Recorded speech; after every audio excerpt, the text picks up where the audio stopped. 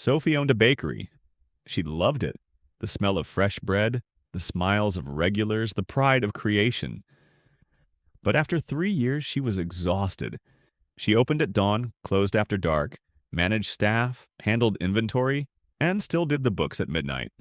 One day, her oven broke. She had no backup plan, no one trained to fix it, and no time to think. She sat on the flour-dusted floor and cried.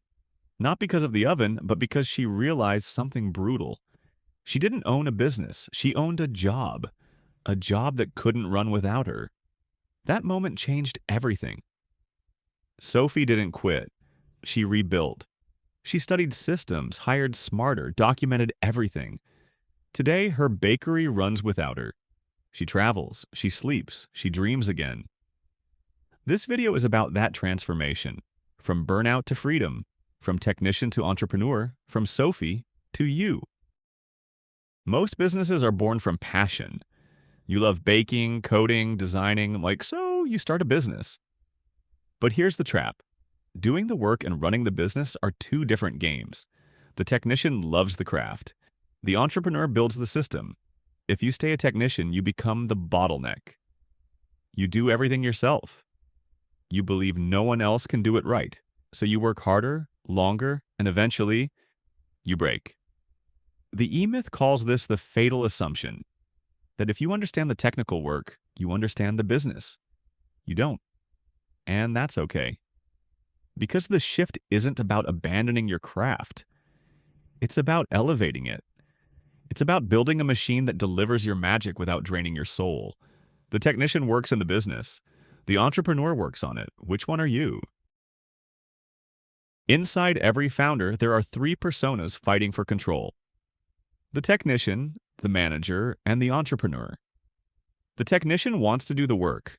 The manager wants order, structure, and control. The entrepreneur dreams big, sees the future, and builds systems. Most businesses fail because the technician dominates. You bake the bread, fix the website, answer emails, and forget to build the machine. The manager is needed, but without vision, they create bureaucracy. The entrepreneur is the architect. They design the business to run without them. The secret isn't choosing one, it's balancing all three. You need the technician's skill, the manager's discipline, and the entrepreneur's imagination.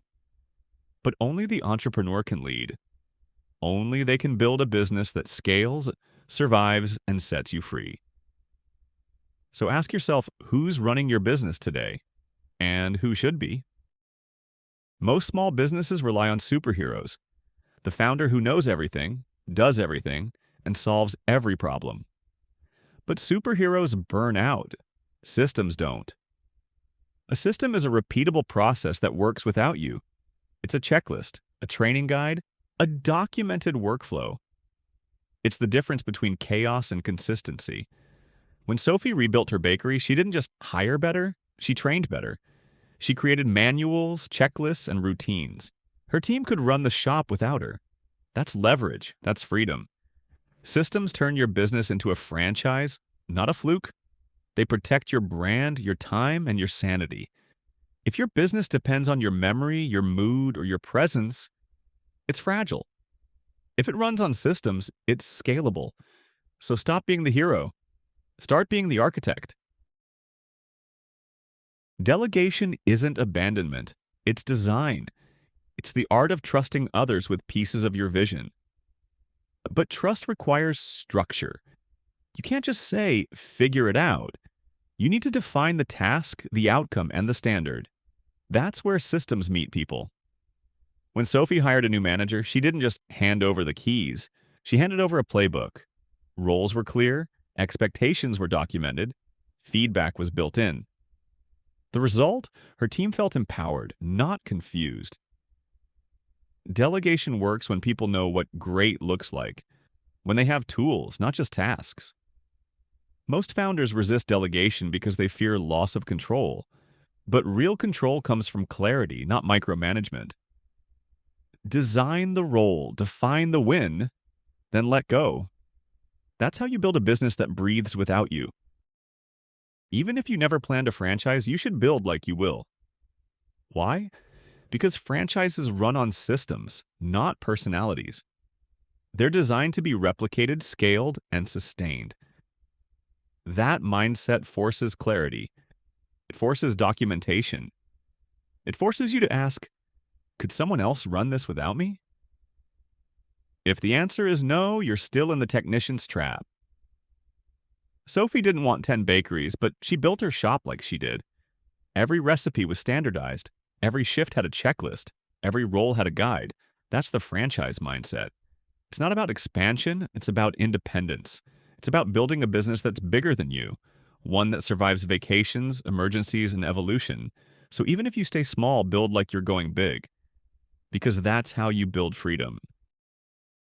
Here's the ultimate test. Could you leave your business for 30 days and come back to find it thriving?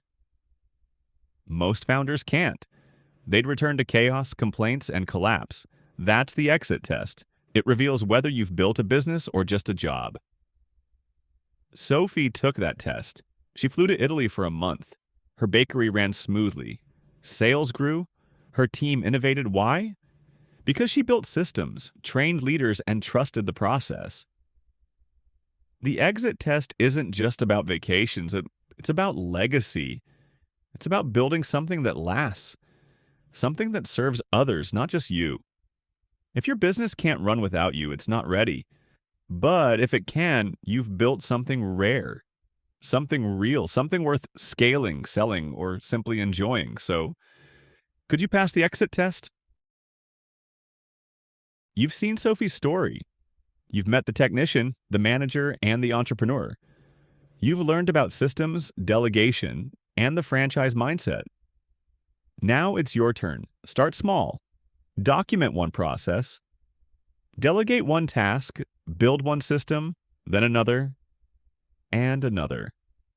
Over time, your business will shift. It will become smarter, stronger, and more independent. You'll stop being the bottleneck. You'll start being the builder. This isn't about working less. It's about working smarter. It's about designing freedom. Because the goal isn't just profit, it's peace, it's pride. It's knowing your business can thrive without you. That's the E-Myth revisited. That's the journey, and it starts now. Freedom doesn't come from working harder. It comes from building smarter, from systems, trust, and design. The moment your business runs without you, even for a day, is the moment you win. Not loudly, not dramatically, but quietly. You built this. Now build it to last. Start small.